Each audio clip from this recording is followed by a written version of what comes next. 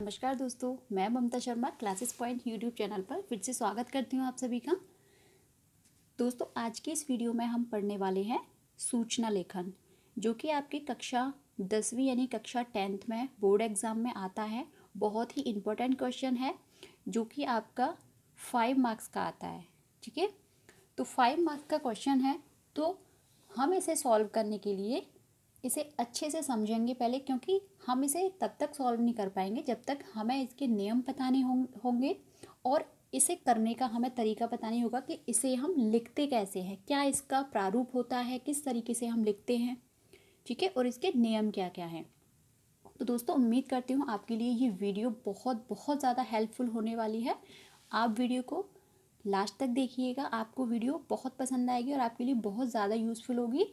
और ख़ास करके जो बच्चे 10th क्लास में हैं उनके लिए बहुत ज़्यादा यूज़फुल है। और बाकी जो 10th क्लास में जो स्टूडेंट्स अगर वीडियो नहीं देख रहे हैं और भी अगर देख रहे हैं तो उनके लिए भी ये वीडियो बहुत इंपॉर्टेंट होने वाली है, क्योंकि हम हर चीज़ के लिए सूचना लिखते हैं, विज्ञापन लिखते हैं, है ना। हर चीज़ की हमें जानकारी देनी होती है, तो हम उसे कैसे लिखेंगे ये चीज़ हमें पता होनी चाहिए, ताकि हम और बेहतर तरीके से लोगों तक अपनी बात को पहुंचा सकें। ठीक है, तो चलिए वीडियो शुरू करने से पहले दोस्तों रिक्वेस्ट करना चाहूँगी आपसे कि वीडियो आपको अच्छी लगे, वीडियो आपके लिए हेल्पफुल है, तो प्लीज़ दोस्तों वीडियो को लाइक ज़रूर करना। और अगर आप चैनल पर नए हैं, आपने अभी तक चैनल को सब्सक्राइब नहीं किया है, तो प्लीज़ दोस्तों चैनल को सब्सक्राइब कर लीजिए और बेल आइकन प्रेस कर लीजिए। तो चलिए देखते हैं सूचना लेखन, जिसे हम इंग्लिश में नोटिस कहते हैं। सूचना लेखन नोटिस यानी इसका अर्थ क्या होता है, हम ये समझेंगे। इसका अर्थ है किसी को किसी बात के लिए सूचित करना, यानी कोई बात है, उस बात के बारे में हमें दूसरों को सूचित करना होता है, वो हमारी सूचना कहलाती है। अब सूचना कितने तरीके की होती है? सूचना 2 तरीके की होती है, सुखद सूचना और दूसरी होती है दुखद सूचना। सुखद सूचना कौन सी होती है? जिसमें हम खेल, प्रतियोगिता, कार्यक्रम, समारोह आदि के बारे में हम लोगों को सूचित करते हैं। ठीक है, जिसमें अच्छी बातें हों, अच्छी चीज़ के लिए हम किसी को नोटिस भेजते हैं, किसी को सूचित करते हैं, तो वो हमारी सुखद सूचना होती है। किसी शादी समारोह के लिए सूचना देना, किसी खेल का आयोजन करना, कोई प्रतियोगिता यानी कंपटीशन रखना, ये हमारी सुखद सूचना के अंतर्गत आते हैं। दूसरी होती है दुखद सूचना, शोक सभा, क्रियाकर्म आदि, यानी लोगों की मृत्यु हो जाती है जब शोक संदेश भेजते हैं, है ना। और क्रियाकर्म वगैरह जैसे अंतिम भोज वगैरह जो होता है, तो हम शोक संदेश देते हैं, किसी को निमंत्रण वगैरह देते हैं, जो मतलब 13वीं वगैरह होती हैं, तो वो सब क्या है, वो दुखद सूचना के अंतर्गत आता है ना। किसी को शोक के बारे में सूचित करना, तो ये दुखद सूचना होती है। तो इस वीडियो में हमने 2 सूचनाएं पढ़ी, सुखद सूचना और दुखद सूचना, दोनों के बारे में हमने पढ़ा। अब इन सूचनाओं को लिखने के लिए हमें किन किन चीज़ों का ध्यान रखना चाहिए, वो है हमारी सूचना लिखते समय आवश्यक बातों का ध्यान होना ज़रूरी है। वो कौन कौन सी बातें हैं? पहला है, सूचना एक शब्द सीमा के अंतर्गत होनी चाहिए, यानी जो हमारी वर्ड की लिमिटेशन है, वो लिमिट हमारी बनी रहनी चाहिए। ऐसा नहीं है कि हमारी जो लिमिट है वो 25 से 50 शब्दों के लगभग होती है, 25-50 शब्दों के लगभग, तो ऐसा नहीं है। इसे कम से कम 100 शब्दों में, 70-80-100 शब्दों में हम लिख दें। ठीक है, तो उसे इतना ज़्यादा खींचना नहीं है, ठीक है, बड़ा नहीं करना है। तो जो शब्द सीमा है, वो शब्द सीमा एक लिमिट में ही होनी चाहिए। सॉरी। दूसरा है, सूचना की भाषा सरल एवं स्पष्ट होनी चाहिए। जो हम सूचित कर रहे हैं लोगों को, तो वो हमारी जो भाषा है वो एकदम इजी यानी सरल और एकदम स्पष्ट होनी चाहिए, ताकि दूसरों को अच्छे से समझ में आ जाए।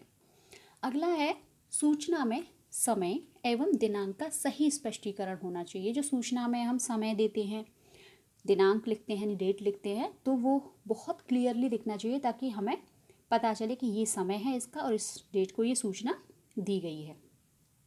सूचना बहुत लंबी नहीं होनी चाहिए, बहुत ज़्यादा लेंथी नहीं होनी चाहिए, बस हमारी बात लोगों तक पहुंच जाए, हम सूचित कर दें, जो बात है हमारी वो सही तरीके से स्पष्ट हो जाए, बस इतना ही काफ़ी है। पूरा डिटेल नहीं लिखना है, पूरी रामायण नहीं लिखनी है उसमें। ठीक है, सूचना में स्थान और पता सही लिखा होना चाहिए। जो हम सूचित कर रहे हैं लोगों को, जो हम सूचना दे रहे हैं, उसमें स्थान और पता यानी एड्रेस वो सही लिखा होना चाहिए। सूचना जारी करने वाले का नाम व पद लिखा होना चाहिए। जैसे ज़्यादातर हम जो है पद और नाम लिखते ही हैं, वो बहुत ज़्यादा अच्छा माना जाता है। ठीक है, ऐसे नहीं कि सूचित कर दिया हमने लोगों को, सूचना लिख दी, नहीं। उसके नीचे हमें जो सूचना जारी कर रहा है, जिस संस्था से जारी की जा रही है या जिसके द्वारा या जिस कार्यालय से जो जारी कर की जाती है सूचना, उसका पद और उसका नाम लिखा होना चाहिए। ठीक है, अब हम देखते हैं सूचना का प्रारूप। जो सूचना लेखन है उसका प्रारूप किस प्रकार है। सूचना प्रसारित करने वाले की संस्था का नाम, यानी सबसे पहले हमें संस्था का नाम लिखना चाहिए, कौन सी संस्था इसे प्रसारित कर रही है।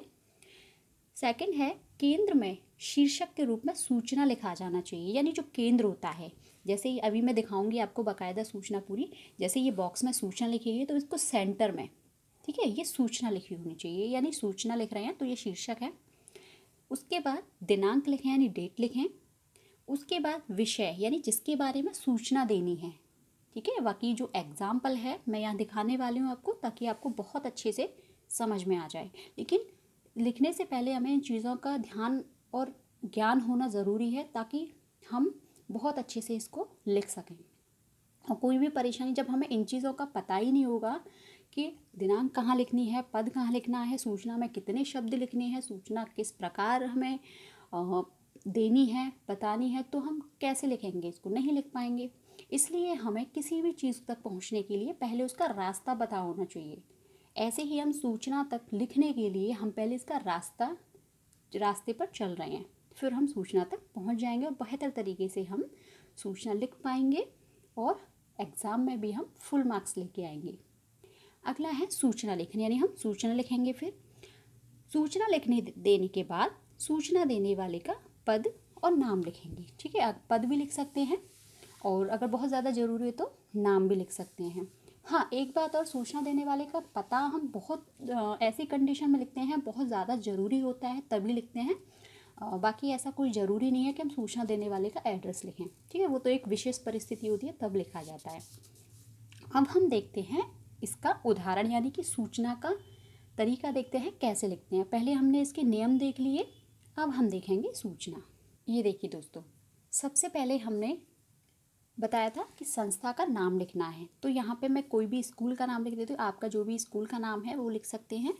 ठीक है, तो मैंने यहाँ पे ऐसे ही लिखा है DVM पब्लिक स्कूल।